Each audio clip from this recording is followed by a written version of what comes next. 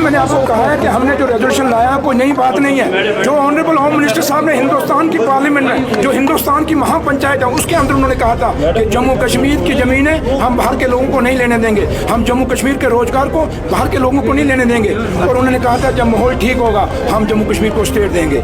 इसलिए आज जो नेशनल कॉन्फ्रेंस में लीडर डॉक्टर फारूक अब्दुल्ला साहब ने किया, जो उमर अब्दुल्ला साहब ने हमें किया, ये वही बात है जो इलेक्शनों में हमने कैंपेन में कहा और अपने मैनिफेस्टो में कहा। हमने उसी बात को पूरा किया। हमने जो ऑनरेबल होम मिनिस्टर थे उनको याद दिलाया कि ये वादा आपका है। अगर आप बिहार को कह सकते हैं कि आपको अपने साथ चलाने के लिए हम स्पेशल स्टेटस देंगे, आप चंद्रबाबू नायडू को कह सकते हैं कि हम आपको स्पेशल स्टेटस देंगे, हिमाचल को आपने दिया, कई और राज्य मांग रहे हैं, तो जम्मू कश्मीर ने कौन सा अलग बोला है? हम भी हिंदुस्तान के आइन के अंदर रह के, और हमने अपने रेजोल्यूशन में लिखा है हिंदुस्तान को हम मजबूत करना चाहते हैं, जम्मू कश्मीर को हम मजबूत करना चाहते हैं, हिंदुस्तान की डेमोक्रेसी को मजबूत करना चाहते हैं। उस डेमोक्रेसी के अंदर रह के हमने अपना हक दिखाया है। ये जम्मू के लोग भी चाहते हैं, ये कश्मीर के लोग भी चाहते हैं। जो जम्मू का यूथ, जो कश्मीर का यूथ चाहता है, उस पर हमने बात की है। हमने और कोई इसमें कोई बात नहीं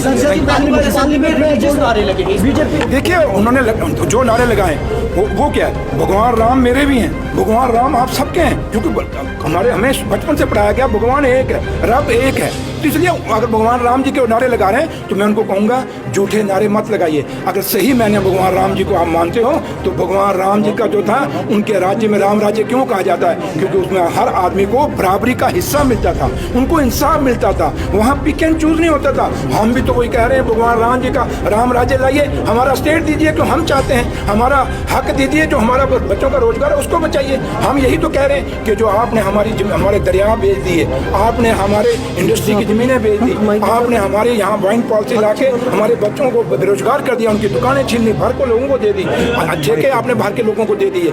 आपने जो भी ठेका, चाहे पीएचई का, आर्मी का, बड़े बड़े प्रोजेक्ट आ रहे हैं, बाहर के लोग आ रहे हैं, हमारे बच्चों को ना इंडस्ट्री में नौकरियाँ मिल रही हैं, ना हमारे बच्चों को प्रोजेक्टों में रोजगार मिल रहा है, ये बाहर के लोग आ रहे हैं। तो अगर जो कुछ है यहाँ का सरमाया वो हमारा है, तो लेकर कौन जा रहा है? बाहर के लोग। तो इसलिए हम कहते हैं हमें स्पेशल स्टेटस दिया। हमने कहीं कोई गलत नहीं कहा।